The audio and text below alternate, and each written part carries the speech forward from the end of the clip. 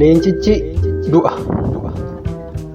Namichatu abjuu isaatiin yeroo leenci isa qabachuuf duuka fiiguu arga. Utuma milquu fiiguu baargamoo tokko argatee damee isaa tokko irratti ol ba'ee dhaabate. Takka ture gaafa asii gadi ilaalu leencichi isa nyaachuudhaaf dhaabbatee eeggachaa jira. Damee irra dhaabbate jala immoo bofa gurraacha afaan banee jiru arge. Ammas yoo as naanna'ee ilaalu hantuunni gurraachi tokkoo fi adiin tokko damee inni irra jiru kana kukkutanii utuu nyaachaa jiranuu arge. Baay'ee na'e, baay'ee sodaate. Sababni isaas damee kana hunkuteessanii burkuteessanii yoo kutan afaan leencaa fi afaan bofaa keessa bu'uu isaati waan ta'eef. Itti bitaacha'ee otoo jiru kanuma gidduutti mataa isaatiin olitti gaagura kanniisaa dammi guutee walalaan dammaa keessaa coccobu arge. Namichichis arraba isaa baasee afaansaa banee coba tokko argate. Dammichi baay'ee mi'a. Ammas coba isa lammaffaa argachuuf afaansaa banee arraba isaa baasee argachuu hin dandeenye.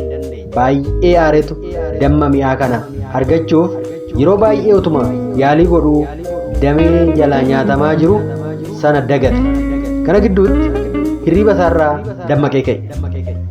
Ganama oboroodhaanis abjuu isaa kana hiiksifachuuf gara mana beekaa tokko dhaqe. Innis jaarsa biyyaa ta'uu isaati. Waan arge hundumas itti hime. Waan ta'aa bule, waan gochaa irratti ta'aa bule hundasaa tokko lama jedhee itti hime. Beekaan sunis hiikaa abjuu isaa kana akka kanatti hiikeef. Leencichi du'a. Bakka deemte hunduma deemee si eeggata. Bofni gurraachi afaan isaa banee awwaala keeti. Dameen asirra teesse si jalaa nyaatamaa ture umurii keeti. Hantuunni inni gurraachii fi adiin, hantuunni inni gurraachi halkani, hantuunni inni adiin guyyaadha.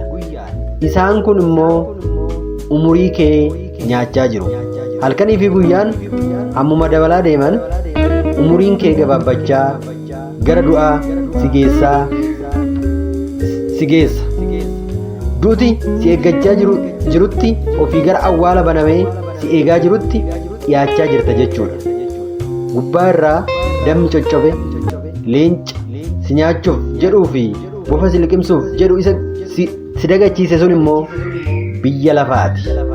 Kanaaf mi'aa lafa kanarra jiruun, mi'aa addunyaan tun irra jirtu nu gowwoomsitee du'a hin hafne. Waan hin taane waan meeqa gochaa oolla. Waan namaaf hin taane namarratti meeqa taasisaa oolla. Inni kun mi'aa nuti yookiin gochaan nuti dachee kanarratti taasisnu nutti mi'ooftee gochaa hin taaneen, badii hin taaneen meeqa keenyatu liqimfamee argama jedhanii ibsaniif jedhama. Kanaaf nutis amma lafa kanarra jirrutti safuu waan jedhu beekuu danda'uu qabna. Safuun safeeffannaadha waan ta'eef safuudhaan jiraachuun bartee keenyaa ta'u aadaa keenya haa ta'uun siniin jedha.